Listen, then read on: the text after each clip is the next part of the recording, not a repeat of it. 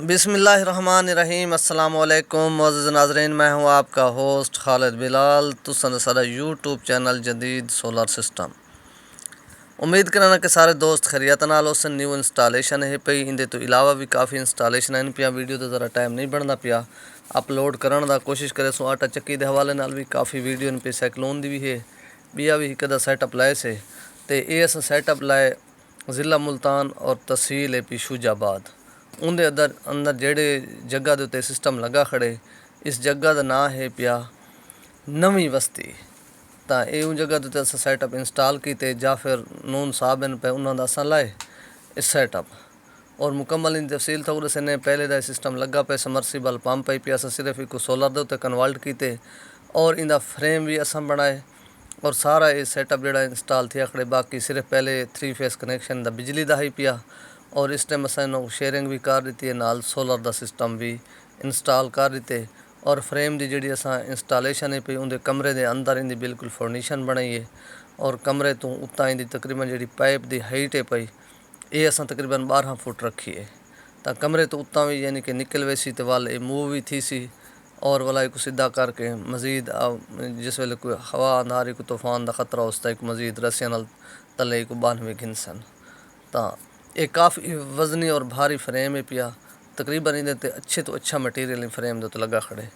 तो ये फ्रेम जी मुकम्मल इंदा तकरीबन जोड़ा खर्चा था इस फ्रेम का, तो पाइप वगैरह या जोड़ा भी सारा सिस्टम इंदा मुकम्मल समान है ये तकरीबन 1,80,000 के लगभग। कुछ थोड़ा बहुत खर्चे का वादा घटा हो सी, तकरीबन 1,80,000 के तैयार थे ना पाए। तो बाकी इन्हें जोड़े पैनल लगे खड़े जिनको एन टाइप के बाई फिशल लगे खड़न। तो ये कुछ दी अस पहले ईद तो तकरीबन पहले का पिया असा इंस्टॉल किए। तो ये उस टाइम मुल्तान के 45 रुपये पर वार्ड मिले पैनल, जिनको एन टाइप बाई फिशल 580 वार्ड। और इन्हें जी मोटर समरसीबल लगी पी था तकरीबन जी सेम है पई पानी है पिया 40 फुट तकरीबन झिका है पिया सेम शुरू थी है। तो वाटर लेवल यानी कि 40 फुट है पई। तो 7.5 पावर की मोटर लगी खड़ी है। ये इस टाइम जो चलता पे तकरीबन ये शेयरिंग तो हम सकीते क्योंकि टाइम बिल्कुल ख़त्म है। तो ये तकरीबन 4 का टाइम है, 4:15 का ये शेयरिंग तो इस टाइम चलता खड़े। और ये अलग अलग भी चले सन चालवे सी, शेयरिंग तो चले सन भी चालवे सी, बिल्कुल सोलर तो चले सन ता भी चालवे सी। सोलर तो चलता है पिया पाइप का फुल प्रेशर को नहीं, सिर्फ सोलर तो भी असें को करके चेक किए। तो इन वजह तो असें हूँ चलो शेयरिंग करके चेक भी करे वजूँ तसली करे वजूँ। तो इस टाइम ये शेयरिंग तो चलता खड़े बिल्कुल ही शाम का टाइम है। और इस तो इलावा बाकी इन्हें जी VFD अस लाई है पी वो लगी खड़ी 15-18 की और वो INVT कंपनी दे पी तो 52,000 रुपए की आई है।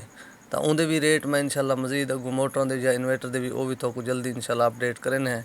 उन्होंने भी थोड़ा मोटर के रेटों के रद्दो बदल आए, इन्वेटर के तो खास रेटों के रद्दो बदल कोई नहीं आया। काफ़ी अरसे तो एक ही इन भी चलते पन को 1,500 कैमले इन रेट अप थी वेंदे कैमले डाउन थी वेंदे।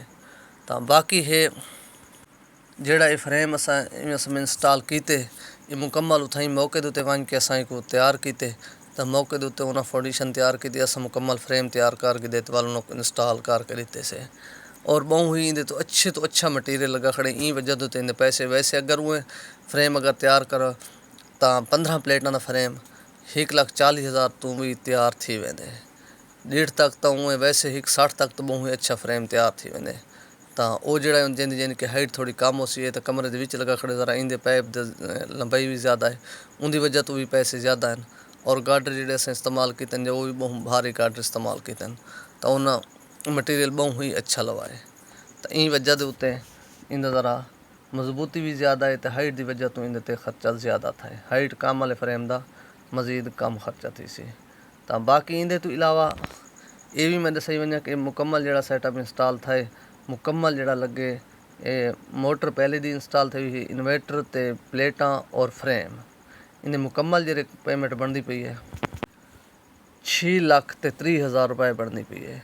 क्योंकि ये सिर्फ 3 आइटम बाकी जो मोटर ही पे पहले दी इंस्टॉल शुदा ही पे। तो वो सिर्फ असें को कन्वर्ट भी किए सोलर के उत्ते और शेयरिंग ते भी चला सकते सोलर ते भी चला सकते हैं। इन अपना ख्याल करे सो दे सो इजाज़त। अल्लाह हाफ़िज़।